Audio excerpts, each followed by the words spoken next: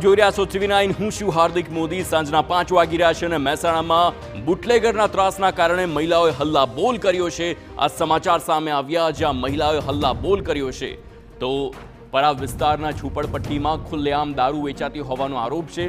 ઝૂંપડપટ્ટીમાં ખુલ્લેઆમ દારૂ વેચાણને લઈ મહિલાઓમાં આક્રોશ જોવા મળ્યો।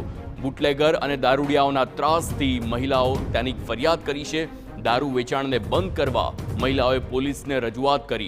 रमेश माळी नामनो शख्स विदेशी दारूનું વેચાણ કરતો હોવાની રજૂઆત છે। રમેશ માળી સહિત 25 શખ્સોએ એક યુવક પર માર પણ માર્યો હતો।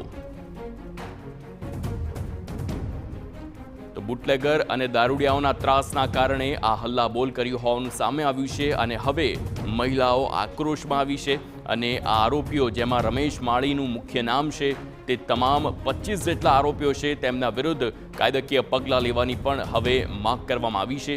જે પ્રમાણેની ઘટના બની છે હવે મહિલાઓ પણ આક્રોશમાં આવી છે, હલ્લાબોલ કર્યો છે, હોબાળો કર્યો છે।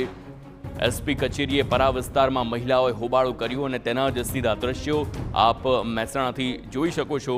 પરા વિસ્તારમાં જે ઝૂંપડપટ્ટીનો વિસ્તાર છે ત્યાં ખુલ્લેઆમ દારૂ વેચાતો હોવાનો આરોપ છે અને આરોપને લઈ મહિલાઓ આક્રોશમાં આવી છે। આખરે આ દારૂનું દૂષણ છે તે બંધ થવું જોઈએ। બુટલેગર છે તેમના વિરુદ્ધ કડક કાર્યવાહી કરવી જોઈએ અને તેને જ રજૂઆત માટે થઈને એસપી કચેરીએ મહિલાઓ પહોંચી અને રજૂઆત કરી છે, હોબાળો મચાવ્યો છે।